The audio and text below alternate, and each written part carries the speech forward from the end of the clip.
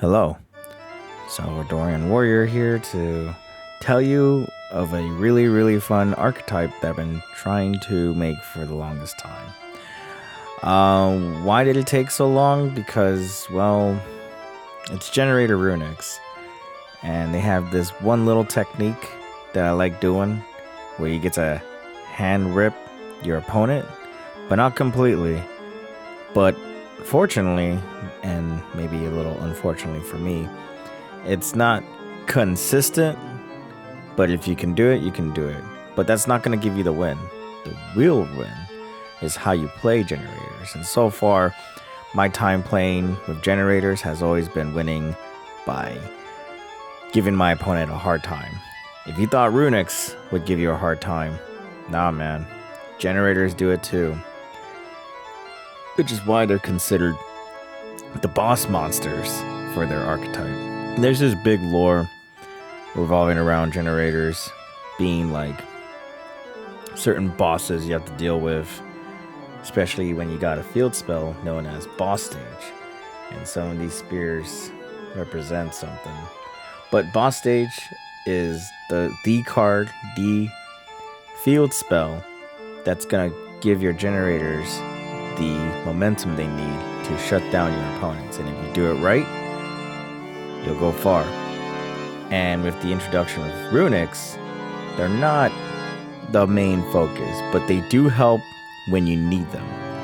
The Runicks are there just for support, but they're also there to get the flow going, to get a field created so on your opponent's next turn, it's going to be a nightmare for them.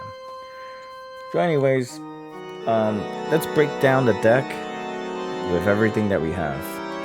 So we run 1 DD Sprite, 2 Maxis, Diviner of the Herald, 3 Ashes, 3 Lopter, 1 Charmy Fulo,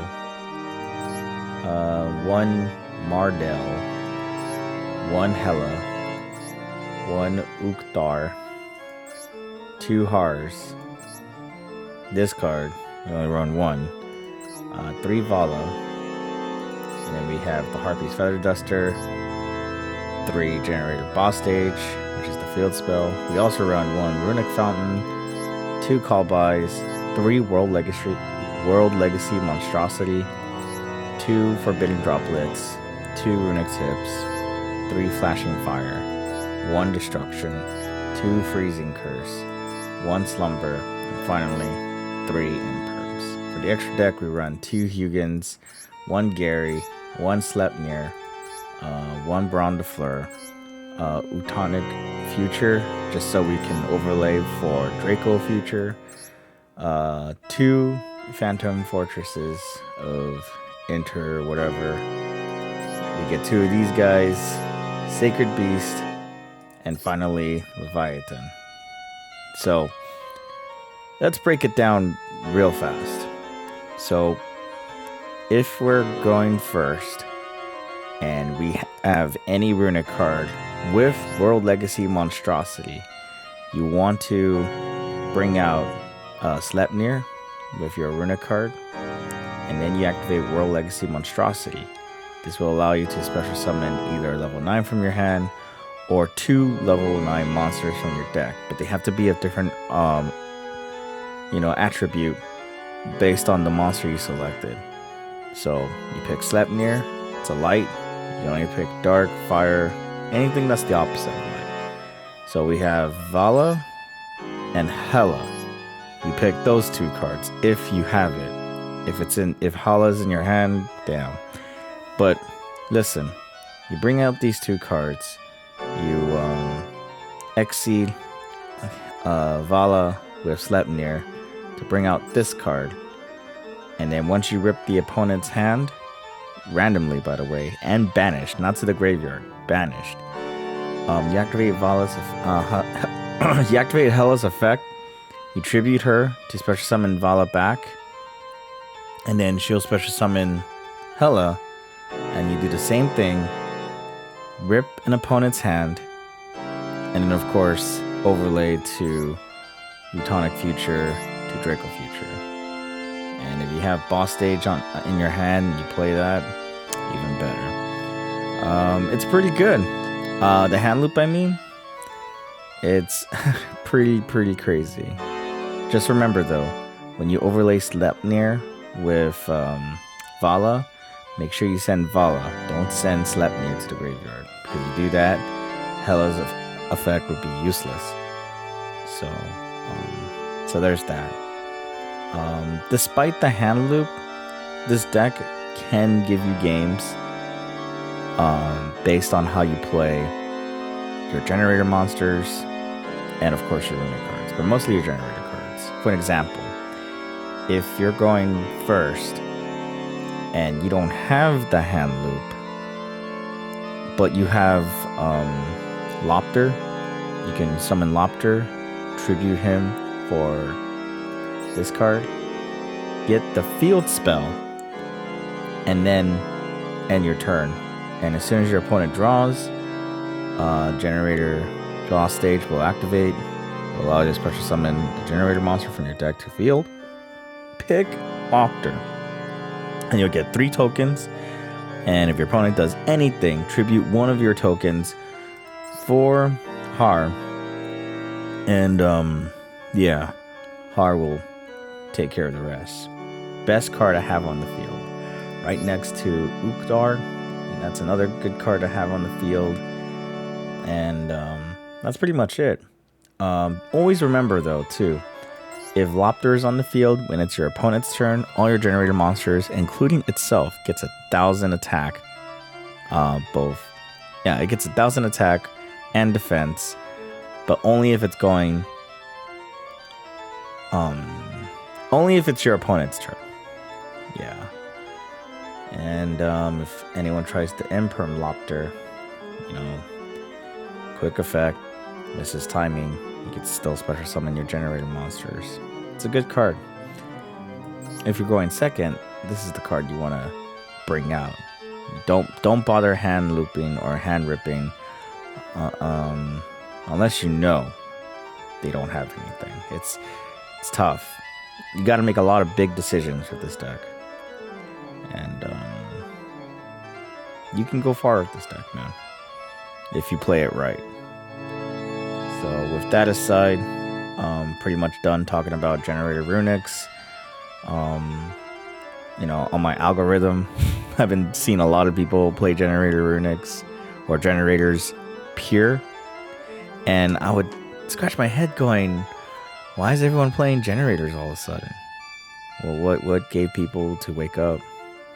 So I thought that was really interesting, and yeah, let's see some replays. Everyone loves looking at some replays, just so you can get an idea how to play this deck. So let's go. Let's get right into it. So we are going to demonstrate Generator Runicks with a miniature hand loop. It wasn't the perfect hand loop, but it was something. So we go first, and we're playing against Ancient Gears, which surprised me. So as you saw, we use a Runic card to special summon a Runic monster, activate Monstrosity to bring out Vala and Har. Vala's effect will special summon Hela, and we will rank up to rank 9 Fortress, Phantom Fortress. And we'll remove a material to rip a card to the banish. We'll do the same thing to Hela and Har, so we can bring out another Phantom Fortress and rip another card from their hand to the banish room. And then we will overlay to probably one of the best monsters in the game. Tonic Future to Draco Future. Draco Future being the best card in the extra deck right now. We will play Runic Tip, grab Fountain, and we will play Fountain, and we'll end turn.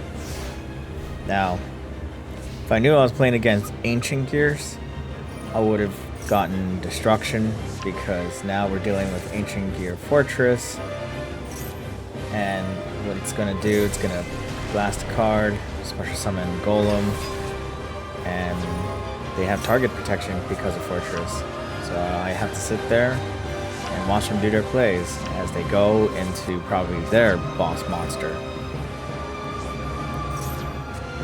Here it comes. They summon Ancient Gear statue to bring out Tanker.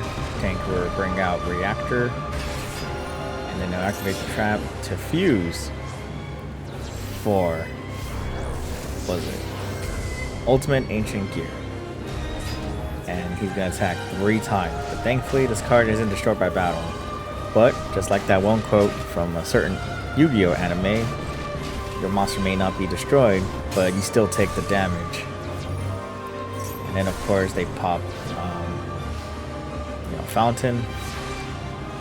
And now it is our turn. We draw, and we get Harpy's Feather Duster, which means we can destroy the fusion card. And when that happens, we will mill 2 cards from their deck to the to the banish until Reactor Dragon comes back. And I have to skip my battle phase because, as you know, Runicks cards force you to skip the battle phase. Then they activate Ancient Gear Town or just Gear Town. They'll pop Gear Town to bring out a token, and Gear Town will bring out a monster to activate the effect. And I negate it just so I can take control of it and stop their plays. Unfortunately, though, they're going to attack their monster. I take 17, and yeah, I have to hope that the next card I draw will do something. And lo and behold, it does something. Now, I end my turn because I thought about going into battle phase, and then I remember, oh yeah, Reactor, it does things if I destroy it. So instead we do this. We play boss stage, we bring out Loki, summon 4 tokens, and as soon as they do anything, we remove a token to bring out Uktar. Uktar will activate the effect to remove 2 tokens, banish a card, and they end their turn. Or at least surrender, as you saw. Or failed connection. Whatever. It happened, dude. It happened. It is a little interesting, because I believe this was tier limits? I don't remember. It has to be tier limits. Because this match took forever. Because as soon as I activate Slumber, they go max C. And I just said, you know what? I got an idea. But before that, they go Kashira tier limit. And I'm just like, you know what? Let me activate my max C. So that way in any special summon, I'll draw a card. And yeah, I bring out Hugin. Hugin's effect will allow me to get Fountain once I discard a card. And when that happens, they mill Fountain. And then they're gonna go nuts, right? I don't know much about tier limits. I just know that they mill, they bring out their boss monster, and you either accept defeat or you surrender. Either way, I had plans. I played Runic Fountain, and I was hoping that if they special summon and I max C, I can draw into my Runic cards. Because if Fountain is on the field, I can play quick play spells from my hand to the field on my opponent's turn. But they have to be Runic cards. Can't just be any quick play spell card. So they normal summon, and a whole bunch of things were happening.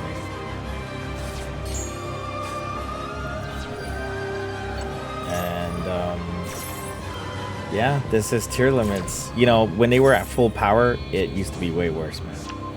It used to be way worse. With 17 chain links. It's insane. It's insane how they're able to do stuff. But here comes their boss monster, tier limits Kaleido Heart. I didn't draw into a Runic card, and he's gonna target my card, send it back to my deck, attack it. Hugin's effect goes back to the extra deck as I take 3,000.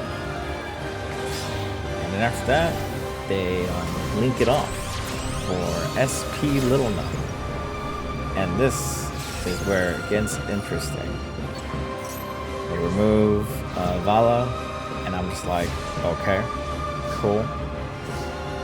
And I have to do this smart. So I summon Loki, Loki's effect. I will tribute a card, and yeah. I don't know why he did the thing he did with SP. Maybe it was a misplay. Maybe he doesn't know anything about generators, because I'm going to bring out the plant card. She'll give me boss stage, and then I'll get to work.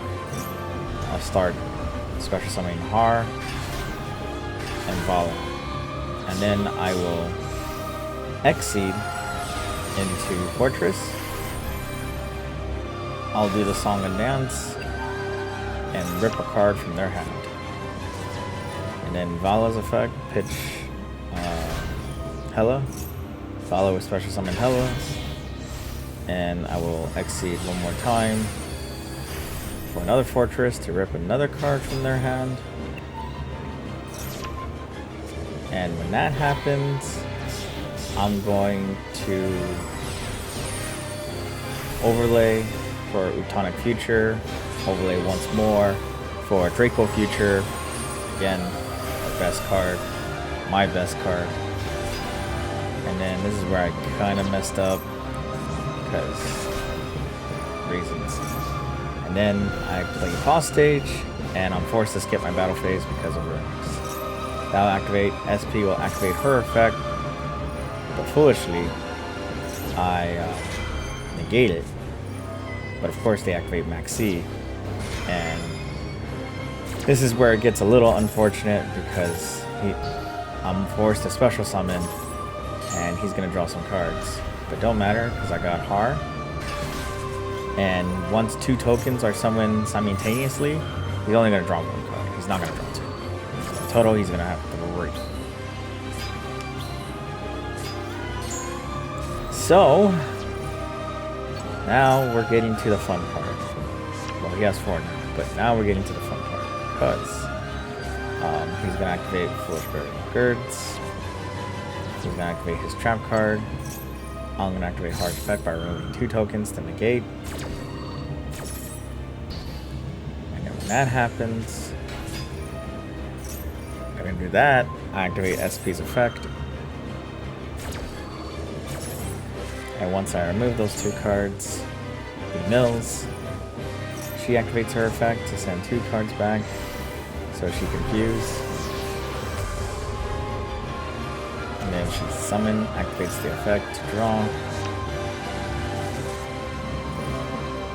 And since he added a card in his hand, Har's effect will activate, where he'll be forced to remove a card from hand or field. So that happens. And then one of the Shizu cards will send 3 cards back to my deck for some odd reason. I didn't really care. And now that he gets his trap card back, I'll special summon another monster, which would be Collider Heart. He's gonna send a card back, which would be, you know, Draco Future. And when that happens, he's gonna go into battle phase, and they do that for some odd reason. That's the second time my opponent has misplayed. So, with that, I'm gonna Exceed to the best rank 9 for Generators, Leviathan. And that happens, they target my card, a whole bunch of chains are activating, and then we'll activate Leviathan's quick effect, which will suck up 2 cards by special summoning an Exceed Generator card. And I believe I take its Collider Heart and another card. Then boss stage will activate, and then she'll activate her effect, and activate SP's effect, and activate my draw effect. So draw, I give 2 of my own cards, including the field spell. And if I knew they were going to destroy the field spell, I would have kept the field spell in my hand. But this ended up working out instead. I summon Herald, I'll send that fairy card. Since it was tributed, special summon a level 1 fairy card and synchro into Braun the Flare. Best card in the game. I'll pop and I'll swing for. Yeah, you just saw that. That's the 3rd time he misplayed. Either way, he should have kept it in his hand. It's deemed useless. You had to have no cards in your field to do something like that. But either way, it's their turn, and they're going to activate a field spell. I negate it. And activate triple tactics. And I'm like, you know, I got an idea. I'm going to negate one of the fusion cards effect. And when that happens, yeah, no more drawing 2. And then they activate the effect. I go SP. And when that happens, that's it. No more. And after this match, I'm gonna confess, I was really curious to see how come he was struggling to special summon a second Kaleido Heart. And it turns out he only has 1 tier limit Kaleido Heart, which means if I sent it to the graveyard, he was gonna get it back somehow. So I played it cool, and I just let him do that. He crashes, and with no threat on the field, I figured it would be easiest if I draw, activate the card's effect.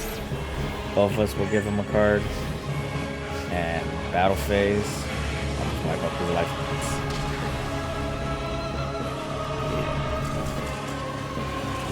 And that is how it's done.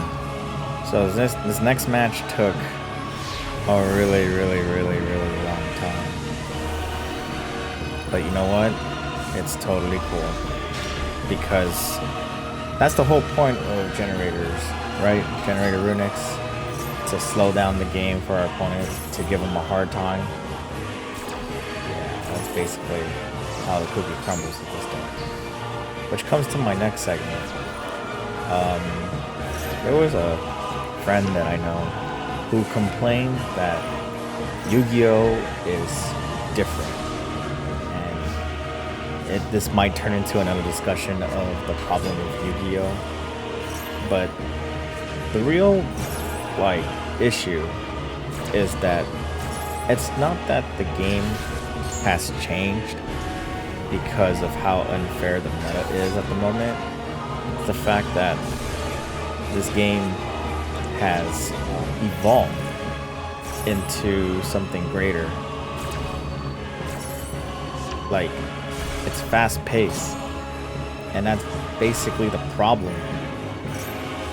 Well, not really. It's not really the problem. It's just, you know, Yu-Gi-Oh! Has so many things happening now these days to the point where it's hard to keep up. If you ever try to go back to playing old school Yu-Gi-Oh! Things are slowed down, but it's still the same problem because there's a lot that you're building up to where there's going to be a lot of stuff to worry about on the field. Take, for instance, your typical dragon deck back in the day.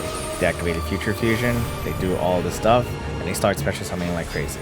Same thing with Frog Monarchs, or Pure Frogs, Black Wings, and Gladiator Beasts. They all have that same issue. Once they start special summoning, you're going to have a lot of problems to face when it's your turn. If you're going first, there's a lot of things you have to be special summoning just so you can try to give yourself an advantage. The rule of thumb for old school Yu-Gi-Oh! Is that you gotta have hand advantage and field advantage.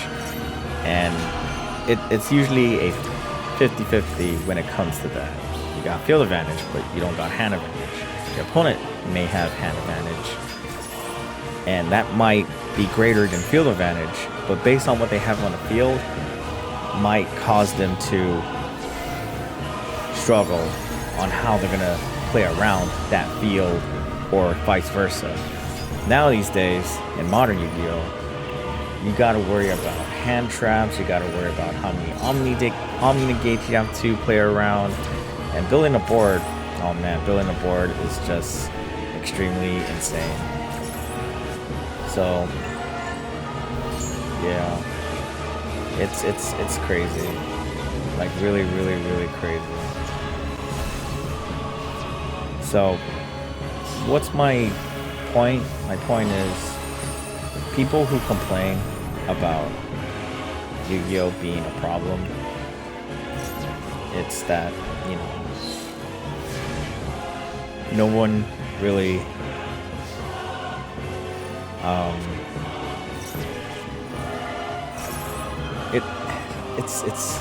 it's hard to pretend that Yu-Gi-Oh is in a good place, because I will admit it's not. It's in a really difficult spot, but at the same time,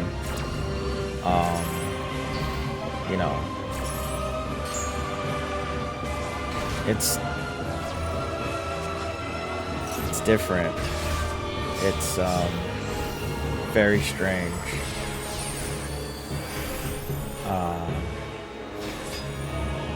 I will say this though.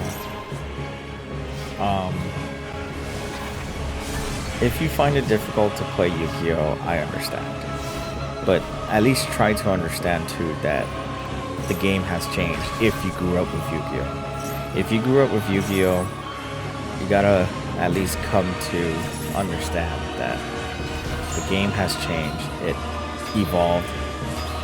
And it's just not the same game that you're used to playing. If you want to play those old formats, you can. And they do exist. But you will soon later on find out that it's almost the same. Just almost. I'll die on that hill with that statement. Because I've been playing this game for years. And when I came back to it, when the pandemic was over, you know, it took me a while too to come to that hard truth, that hard pill to swallow, that the game has changed. It evolved. And this is something that we're stuck with. And the ability that we need when it comes to playing this card game is to just simply adapt. And if we can adapt, we can conquer all. But if you don't want to, it's fine to move on to a different card game. A card game that might be easier to play or something you enjoy, because at the end of the day, it is a hobby. And these hobbies are something that we all engage in, to where we need to use to take off stress. And no one wants to stress out on a hobby that they don't enjoy. So I get it. And that's my say with modern Yu-Gi-Oh. That's my say in modern Yu-Gi-Oh. It really is. Anyways, as you saw from Labyrinth players, they put up a good fight. But somehow I was able to gain control. And yeah, I took it home. Hell yeah. That was the deck, Generaider Runicks. It is a fun deck to play, but it's also very slow pacing. You really have to think about your moves before you do them. However, your matches will take forever because, again, you're slowing down your opponent. I know we discussed about how fast-paced, but there's some decks out there that tend to be the exception because they can play against that fast-pacing momentum that most modern decks are all about now these days. So you pin this up towards, you know, a meta deck, you can actually slow them down. In other words, I have a feeling Generaider Runicks are big anti-meta. What makes them anti-meta are the cards that come out on their opponent's turn, and they have to play your game. And if they can adapt, they'll win. But if they can't, then I guess another win for Generators, because a lot of people tend to underestimate Generators. You don't usually see this archetype now these days, but when you do not underestimate Generators. If you want to know how to beat them, just get rid of their field spell. You can even ash their field spell when they attempt to bring out a monster. But if they already have a generator and they attempt to bring out tokens, you can also ash it as well, or Nibiru. You can nib it, because as soon as you get to the 5th token, bam, nib comes out and ruins everything. But other than that, if you let them do what they want, you're gonna have a hard time, unless you have more Omni negates. But like I said, this deck is fun to play. And with that, I will let you be. You guys take care of yourselves. You know, stay safe out there. Drink lots of water. It's gonna be the hottest in August, man. And I'll see you later. Take care, guys.